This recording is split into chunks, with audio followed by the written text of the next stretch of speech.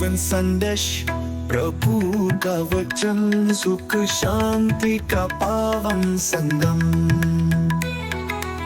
हर रविवार नए विचार, मंगल का संदेश है तैयार।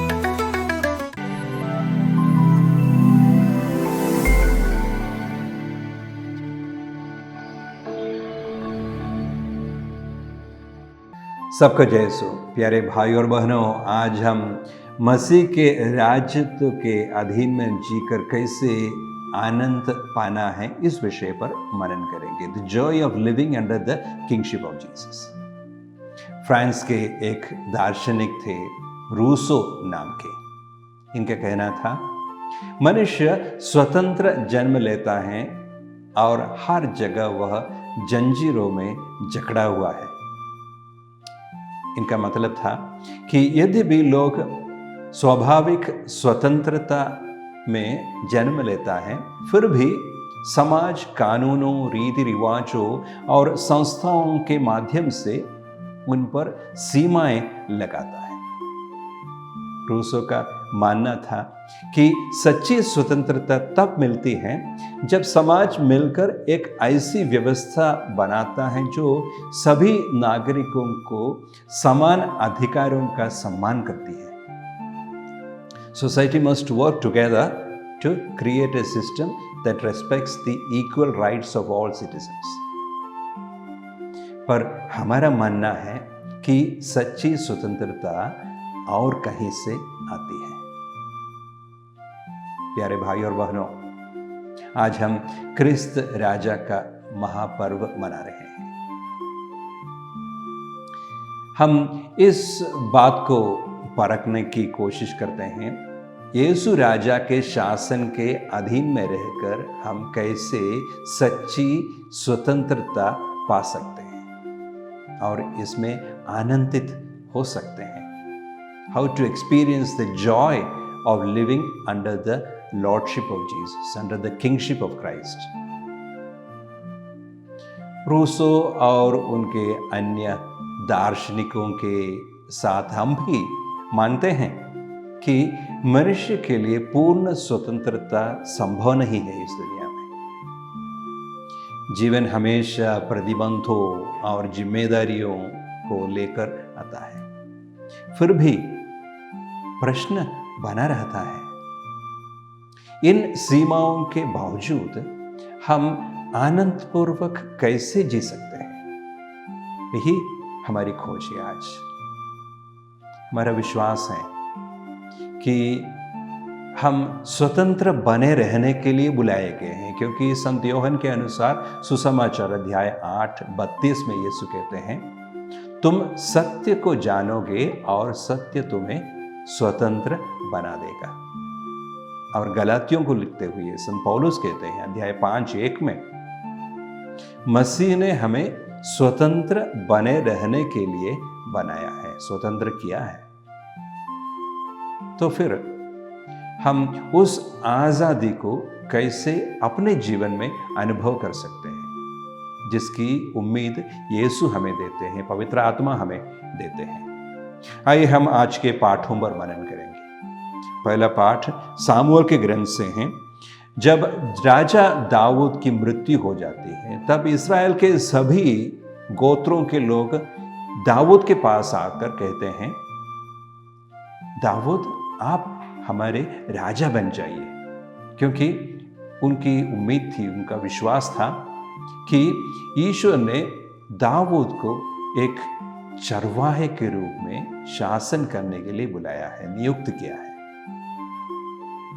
ध्यान दीजिए, वे लोग कह रहे हैं आप हमारे चरवाहा बन जाइए, हमारे राजा बन जाइए, क्योंकि ईश्वर ने चाहा आप हमारे लिए एक चरवाहा बन जाए। एक चरवाहे का कर्तव्य है भेड़ों की रक्षा करना, उनको मार्गदर्शन देना और उनका देखभाल करना।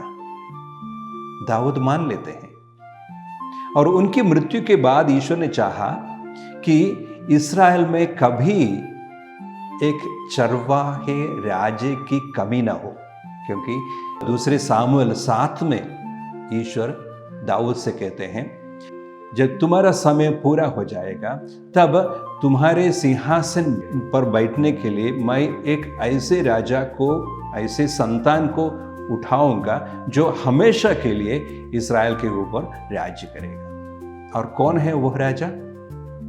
प्रभु यीशु। हम विश्वास करते हैं यीशु है वो राजा जिसके सिंहासन का, जिसके अधिकार का, जिसके राज्यत्व का अंत कभी नहीं होता है, और वह एक चरवाहा है।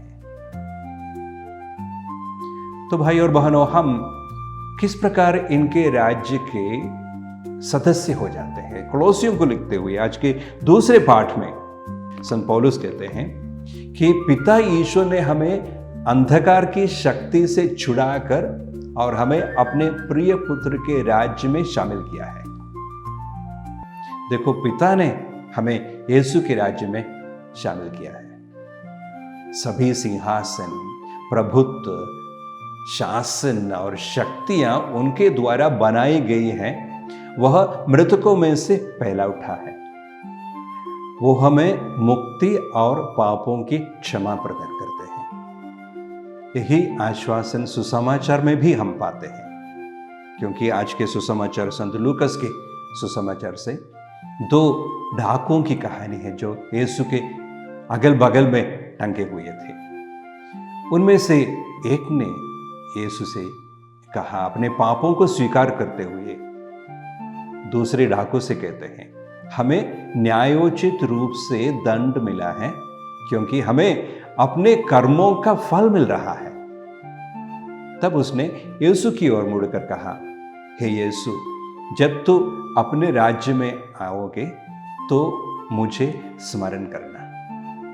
इन शब्दों से वह यीशु के राज्यत्व को स्वीकार कर रहे थे और साथ ही साथ यीशु की करुणा पर अपनी भरोसा रख रहा था।